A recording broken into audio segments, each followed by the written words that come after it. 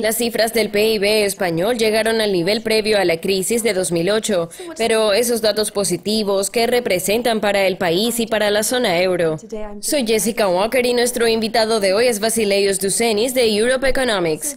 Vasileios, el PIB español ha crecido y actualmente está a 0.9% respecto al trimestre anterior. El aumento promedio registrado durante los 14 años anteriores a la crisis económica. ¿La recuperación española finalmente consiguió el impulso necesario? Vamos a comenzar hablando sobre el promedio durante el periodo de 14 años. No podemos hacer comparaciones basadas simplemente en los datos trimestrales que tenemos. Para determinar ese impulso, necesitamos analizar los niveles del PIB español en el pasado reciente. ¿Cuáles son las predicciones?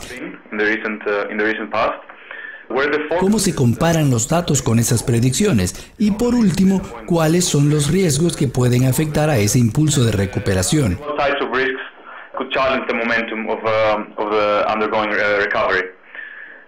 El PIB español viene creciendo desde que alcanzó su mínimo reciente a principios de 2013, que fue eliminado tras 2 años de caídas consecutivas.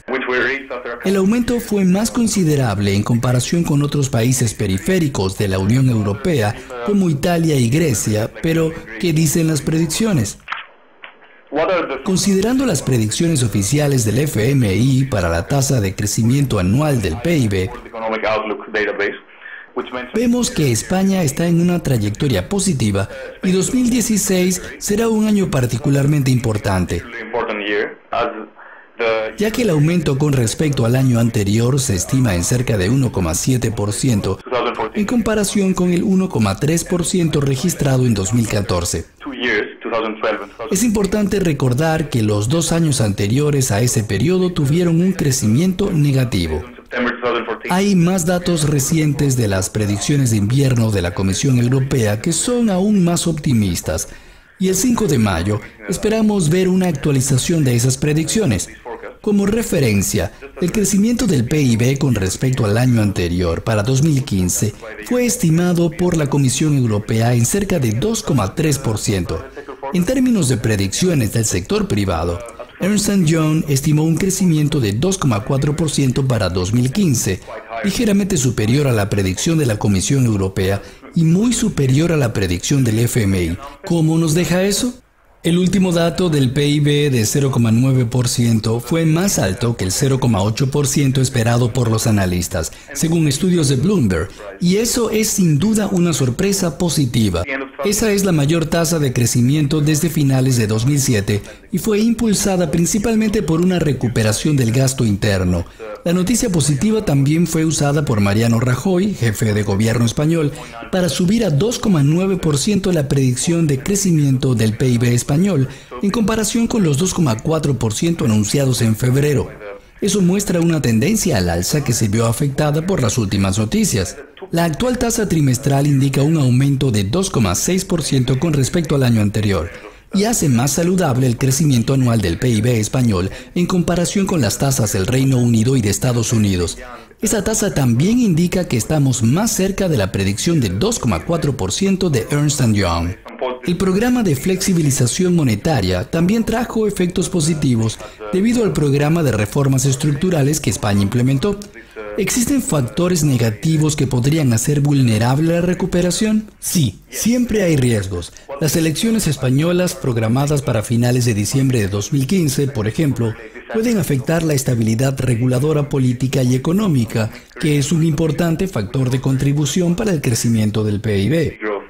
La tasa de inflación española alcanzó 1% respecto al mes anterior, un resultado muy por encima del 0,36% previsto. ¿Cómo afectará eso al resto de la zona euro? La inflación española mes a mes, teniendo en cuenta el índice HICP, ha sido consistentemente negativa, así como la inflación griega, y en los últimos 4 meses para la zona euro.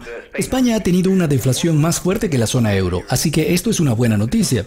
El IPC español en 1% superó las expectativas y teniendo en cuenta el HICP, el resultado también fue positivo, quedando en 0,7%.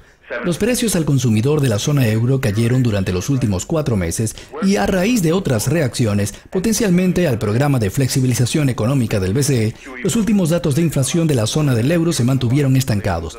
Ese resultado estuvo de acuerdo con el estudio de Bloomberg. Por lo tanto, la inflación española superó las expectativas y fue más positiva que en la zona euro. Eso también puede ser considerado como una señal positiva.